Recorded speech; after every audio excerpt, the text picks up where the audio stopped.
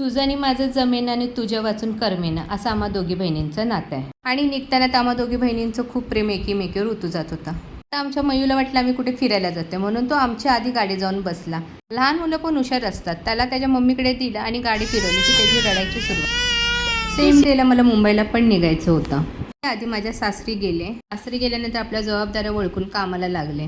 काम काही जास्त नव्हतं. माझी छकुलीने एका बाजूला भाकरी करून घेतल्या, मी कोथिंबीर वडी तळली आणि त्याच तव्यामध्ये मेथीच्या भाजीला फोडणी घालून घेतली. ताई असल्या की आम्ही दोघी मिळून कसं स्वयंपाकाची सगळी जबाबदारी घेतो. पण आज ताई कामाला गेल्यामुळे किचनमध्ये मला ताईंची सतत कमतरता जाणवत होते. जेवण तयार झाल्यानंतर आम्ही सर्वजण जेवून घेतलं आणि मुंबईला नेण्यासाठी आम्हाला धान्याची बांधाबांध पण करायची होती.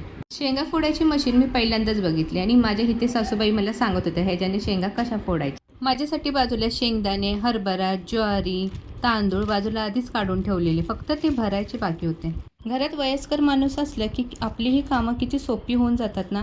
माझ्या सासूबाई मला नेहमी धान्य निवडून पाकडून स्वच्छ करूनच देत. माझ्या आईने पण शेंगा फोडायची मशीन पहिल्यांदाच बघितलेली आणि माझ्या सासूबाई ही ते शेंगा कशा मशीनीवर फोडतात त्या सांगत होत्या. पहिल्यांदा अशी वस्तू बघितली की कोणालाही हुरूप वाटतं. माझी आई म्हणाली बघू बरं ह्याच्यामध्ये शेंगा कशा फोडल्या जातात. म्हणून माझी आई बसली शेंगा फोडायला.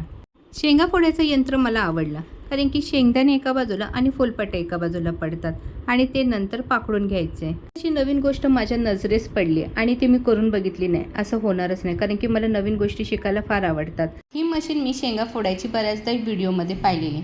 म्हटलं कधीतरी मला हाताळायला मिळाली तर किती मजा येईल. आणि बघा आज माझं ते स्वप्न पूर्ण झालं. माझी आई कुठेही गेली की तिला शांत बसवत नाही. ती थोडं तरी कामाला हातभार लावते. भैयांनी लगेच एका बाजूला पोत्यामध्ये ज्वारी भरून घेतली. मी माझ्या मोठ्या दिरांना भैया म्हणते. सासरचं घर माझं बाहेरून असं दिसतं आणि इथे आहोंचं आणि रातचं काहीतरी काम करायचं सुरू होतं. अंगणात आमच्या ओव्याचं झाड आहे, लिंबूचं झाड आहे आणि पावसाळ्याचे दिवस असल्यामुळे आळूची पानं पण छान अशी भरपूर आली आहेत.